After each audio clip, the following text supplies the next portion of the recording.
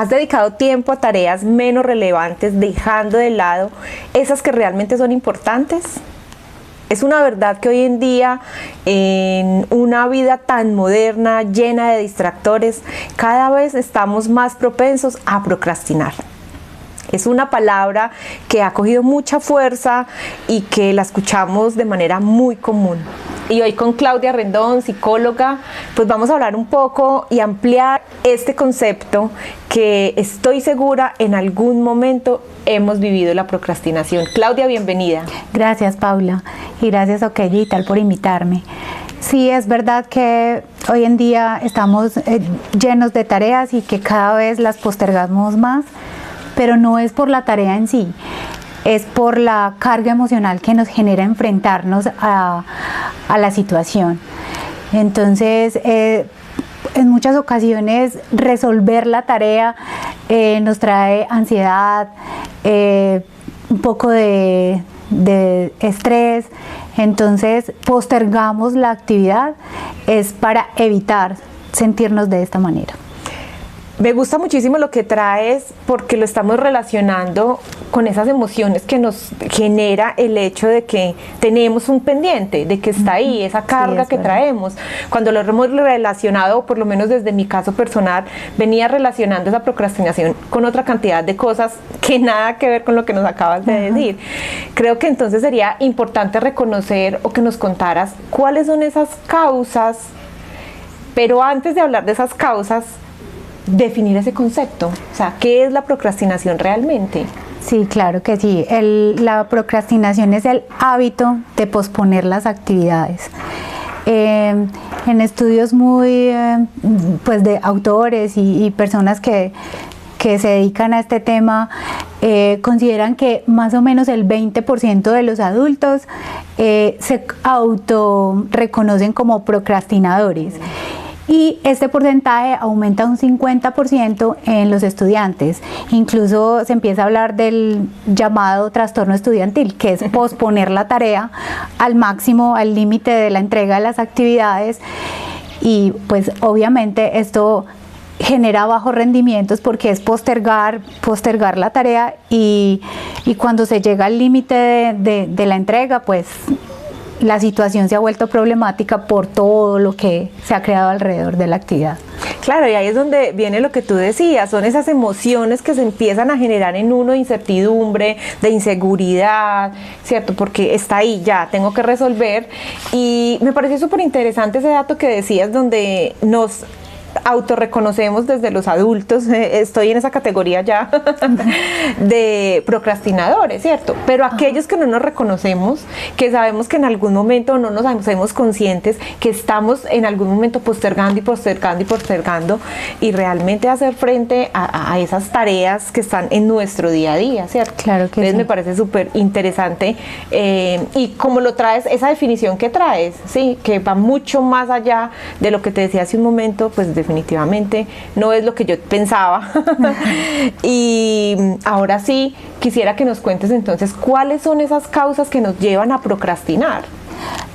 Claro que sí. Han habido también otros autores que han hecho investigaciones y concluyen que la causa no es la pereza ni el mal manejo del tiempo. Me encanta escuchar eso, me encanta porque siempre lo relacioné con eso y creía, no, es que soy muy mala administradora del tiempo. No. Y me encanta escucharlo de ti, toda una profesional psicóloga que sé que has estudiado muchísimo este tema. Gracias, me siento un alivio.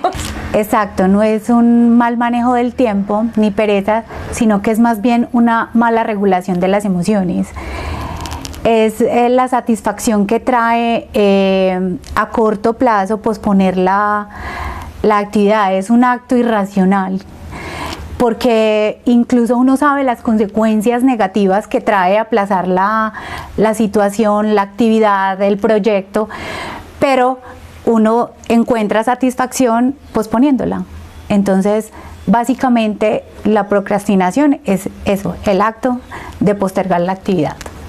No, súper interesante y definitivamente me da una tranquilidad escucharte porque va más allá. Creo que es algo más profundo a lo cual sí de verdad debemos prestarle atención para poder pues avanzar y no quedarnos ahí en ese miedo o en esas frustraciones o en esas incertidumbres que nos genera el hecho de que no estemos avanzando pues como en esas actividades del día a día. Definitivamente no es una actividad de desgano ni de pereza, sino de gestionar las emociones frente a la actividad.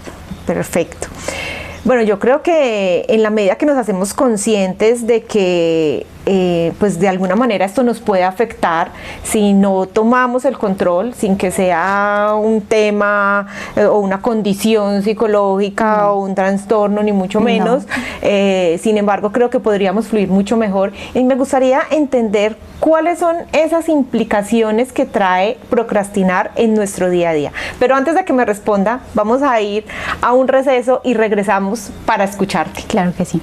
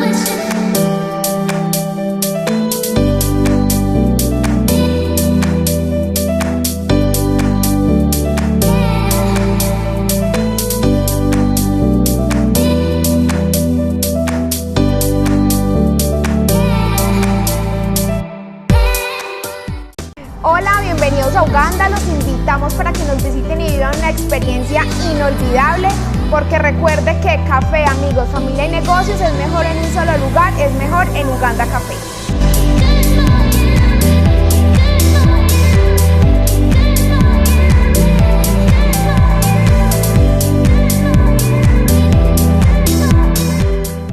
Estamos de regreso y ahora sí vamos a escuchar de parte de Claudia ¿cuáles son esas implicaciones que tiene procrastinar para nuestro día a día?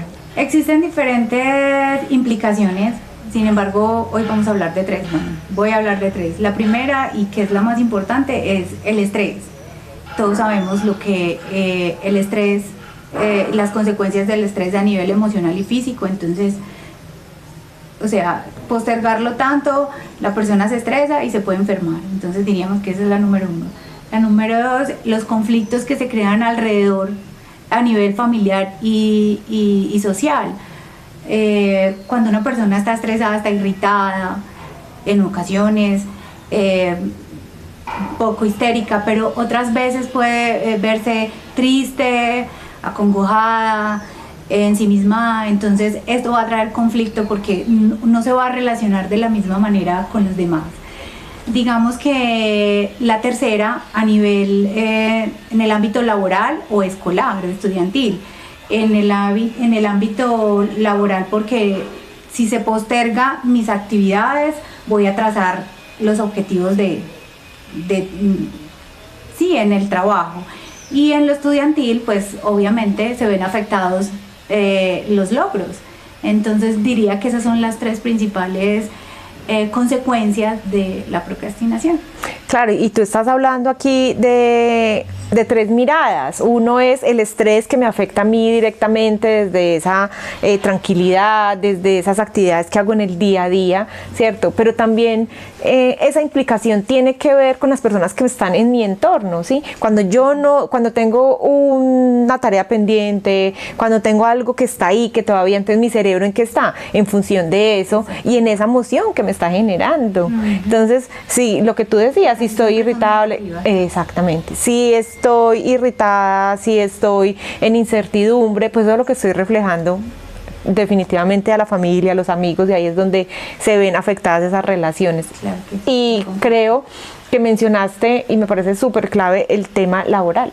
Sí, Y es donde creo que muchas personas más podemos caer en ese tema de la procrastinación, ¿cierto? Porque decimos son tareas que a lo mejor no nos gustan tanto, o son tareas que más largas, más dispendiosas. O en ocasiones es porque se ve afectado como lo que percibimos de nosotros mismos, que tal vez la tarea que nos encomendaron, yo no voy a cumplir con las expectativas, con lo que me pidió el jefe, con lo que espera el profesor, entonces lo postergamos es más por eso, por no enfrentarnos a eso, a esa situación de tener que entregar un producto y que de pronto no les vaya a gustar y se va a ver afectado toda mi autoestima, mi autoconocimiento, bueno, todo esto que sí, definitivamente llegamos a lo mismo, es gestión de emociones, procrastinación es gestión de emociones. Bueno, maravilloso. Nos has hablado entonces de ampliarnos ese concepto para entendernos realmente desde esa mirada que traes, que no tiene nada que ver en que seamos perezosos, que no tiene nada que ver en la gestión del tiempo, que me encantó. Nos hablaste de esas causas, de esas implicaciones, pero ahora, ¿qué podemos hacer? O sea, ¿cómo podemos nosotros dejar de procrastinar o por lo menos ser conscientes para evitar el aplazar esas tareas en nuestro día a día? Hoy quiero compartirles 4 recomendaciones muy adecuadas, fáciles, prácticas para dejar este hábito. La primera es visualizar la tarea cumplida. Entonces es como vivenciar lo que se siente haber terminado la tarea. Volvemos a lo mismo, es una emoción, la emoción que siento de gratificación de haber terminado la tarea. La número 2 es contarle a los demás lo que estoy haciendo. ¿Por qué? Porque esto implica que hay un compromiso, yo ya me siento comprometida. La próxima vez que alguien me pregunte ¿cómo va tu maestría? ¿Cómo va tu especialización? No quiero verme como una persona perezosa que no lo hice. Entonces, al contarlo, eso me va a generar un compromiso. La siguiente recomendación es identificar qué es lo que no me permite dar el primer paso.